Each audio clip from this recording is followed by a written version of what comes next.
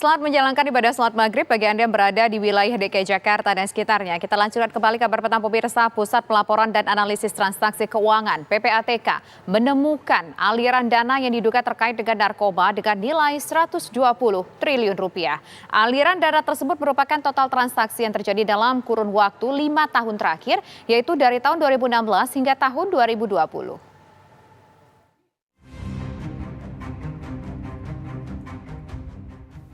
Pusat Pelaporan dan Analisis Transaksi Keuangan (PPATK) mengungkapkan menemukan indikasi transaksi keuangan terhadap jual beli narkoba. Temuan ini disampaikan Kepala PPATK Dian Ediana Rai dalam rapat dengar pendapat dengan Komisi 3 DPR RI. Temuan PPATK ini juga dikemukakan Kepala PPATK dalam kanal YouTube PPATK Kamis kemarin. Total transaksi keuangan yang diduga berkaitan dengan narkoba ini pun tidak main-main. Jumlahnya mencapai 120 triliun rupiah. Kasus yang kasus yang aliran dana yang sejumlah 120 triliun ini, itu melibatkan angka pihak yang terlapor, kalau istilah kita itu melibatkan sejumlah orang dan sejumlah korporasi. Jumlah total saja mungkin dalam kesempatan ini saya sebutkan itu sebesar 1.339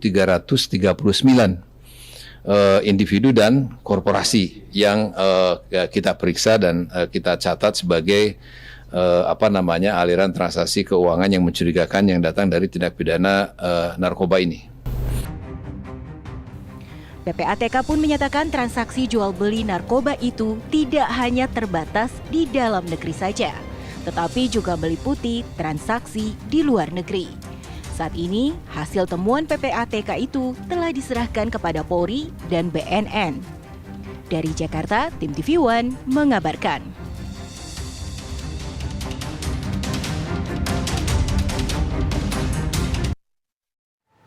Nilai transaksi sebesar 120 triliun rupiah itu merupakan jumlah yang fantastis pemirsa. Meskipun terhitung selama 5 tahun. Lantas seperti apa transaksi narkoba di perbankan itu? Kami saat ini sudah bersama dengan Kepala PPATK, yaitu ada Bapak Dian Ediana Rai.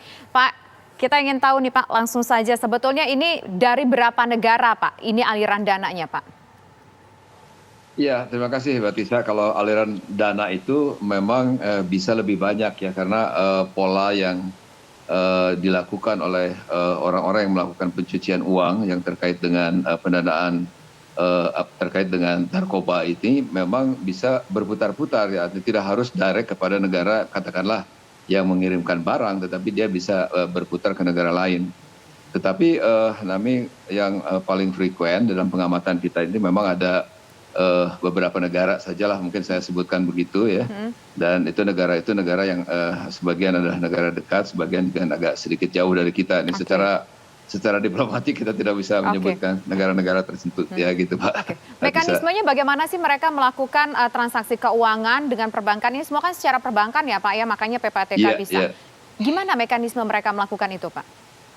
Ya, banyak cara sebetulnya yang kita catat, mungkin ada sekitar 10 cara ya Pak yang mereka pergunakan. Yang paling besar itu mereka menggunakan yang kita sebut sebagai trade based money laundering ya. Itu adalah pencucian uang melalui perdagangan internasional gitu kan. Nah, ini biasanya apakah ini invoice fiktif maupun over invoice ataupun under invoice, itu tergantung kepentingan pembayaran kan yang dilakukan. Tapi itu dilakukan begitu. Juga ada yang menggunakan misalnya katakanlah menggunakan ada fintech juga, ada hawala ya, terus ada money changer gitu, menggunakan rekening orang lain, dan bahkan menggunakan transaksi melalui handphone pun itu kita temukan sebetulnya. Nah, ada 10 lah kira-kira modus yang mereka pakai untuk melancarkan transaksi keuangan mereka itu. Ya, biasanya orang-orang yang menjadi katakanlah dana transit dari transaksi tersebut, apakah orang-orang dari perusahaan atau mungkin individu-individu yang kayaknya kita nggak nyangka-nyangka nih dia jadi tempat transaksinya. Mereka tahu nggak jadiin tempat transaksi Pak? Jadiin tempat transitnya? Ya ada dalam beberapa kasus mungkin mereka tidak tahu karena iming-imingannya hanya mereka tolong buka rekening gitu. Setelah itu mereka dikasih 500.000 atau berapa gitu. Sisanya terus mereka pakai gitu. Jadi semua mereka ambil ATM-nya segala macam gitu. Itu kalau kita yang seperti tadi yang diberitakan juga, kita tuh sudah meneliti sekitar 1.339 kan, ini termasuk korporasi di dalamnya ya. Oke. Karena banyak juga yang mencampur adukan ini kegiatan-kegiatan legal dengan kegiatan-kegiatan ilegalnya seperti transaksi narkoba ini. Jadi ada untuk transaksi narkoba ini ada juga sejumlah nama korporasi yang terlibat ya Pak ya? Apakah korporasi-korporasi besar Pak di negeri ini? Ya bisa dikatakan cukup lumayan lah, tidak dikatakan besar ya, tapi lumayan. Nah, ini memang kegiatan-kegiatan ini memang salah satu modus ya adalah menggabung transaksi yang sah gitu dengan transaksi yang seperti ini, narkoba kan ini keuntungannya mungkin 5 kali lipat ini. Pak, Kalau bisa bisnis yang ketahuan terkait ini kan narkoba. transaksi itu banyak banget Pak di perbankan. Bisa ketahuan ini transaksi narkoba gimana Pak? Oh ya, jadi begini, memang itu banyak cara ya. Kita tentu saja lembaga intelijen keuangan memang dilengkapi dengan berbagai instrumen gitu kan. Bagaimana kita melakukan pengawasan juga, sistem pelaporan juga yang jalan dari teman-teman perbankan gitu kan, mengenai adanya gerakan-gerakan uang yang dianggap mencurigakan. PPATK juga sebetulnya kan bisa mengontrol keluar masuknya uang gitu kan, ke dalam negeri maupun ke luar negeri ya. Kita punya instrumen namanya IFT ya, International Fund Transfer Instruction. Itu kita bisa memonitor uang berapapun yang keluar gitu, yang dikirimkan oleh kita itu bisa dimonitor. Nah, itu kan banyak sekali, tetapi dengan pengamatan tertentu gitu kita akan bisa melihat ada kejanggalan apa tidak. Misalnya begini, nilai ekspor itu 100 miliar gitu kan, misalnya kayak gitu. Terus kemudian yang datang ke kita itu bukan 100 miliar tapi 50 miliar gitu kan, atau menjadi 150 miliar, tergantung itu kebutuhan untuk melakukan transaksinya, pembayaran atau pembelian kan gitu. Jadi kalau ada selisih seperti itu bisa dipastikan itu untuk narkoba berarti gitu analisis dari PPATK? Belum selesai seperti itu, belum.